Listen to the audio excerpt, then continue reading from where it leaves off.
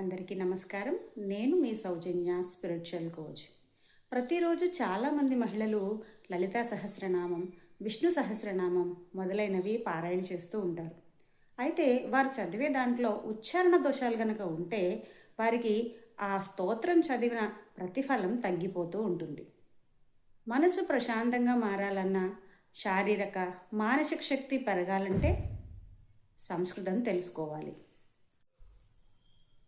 అయితే చాలామంది సంస్కృతాన్ని ఎలా నేర్చుకోవాలో తెలియక ఆగిపోతూ ఉంటారు. మొదటిది శ్రవణం, అనగా వినడం ద్వారా తెలుసుకోవడం. ఒక శ్లోకాన్ని పదే పదే వింటూ ఉండడం ద్వారా మనకి శ్లోకం అలవాటై వచ్చేస్తుంది. 2 అభ్యాసం, వాటిలో ఉన్న పదాలను సరైన ఉచ్చారణతో అభ్యాసం చేయడం ద్వారా మనం తొందరగా నేర్చుకునే అవకాశం ఉంటుంది. 3 దాంట్లో ఉన్న అర్థం తెలుసుకుని చదవడం కనుక తెలిస్తే దాంట్లో ఉన్నటువంటి అంతర్లీనంగా దాగి ఉన్న శక్తి మన మెదడుని మరింత యాక్టివ్గా పనిచేసేటట్టు చేస్తుంది. తద్వారా మానసిక ఆరోగ్యం, శారీరక ఆరోగ్యాన్ని పెంపొందించుకోవచ్చు.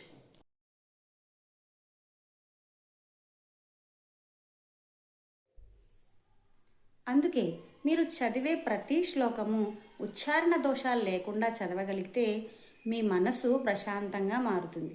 తద్వారా మీ మెదడులో ఉన్న సమస్యలను, శారీరక సమస్యలను మీరే కనుగొంటారు. తద్వారా మీరు మానసిక ప్రశాంతతతో పాటు శారీరక ఆరోగ్యాన్ని కూడా పొందుతారు. ఇవన్నీ సాధ్యం కావాలంటే అది కేవలం సంస్కృతం తెలుసుకోవడం, నేర్చుకోవడం ద్వారానే సాధ్యం. సంస్కృతం నేర్చుకోవడం ద్వారా మీ వాక్యం ఆశీర్వాదంగా మారుతుంది. మీ వాక్ శక్తి పెరుగుతుంది. మీరు అనుకున్న ప్రతి పని ఖచ్చితంగా నెరవేరుతుంది. మీ మనసు ప్రశాంతంగా మారుతుంది.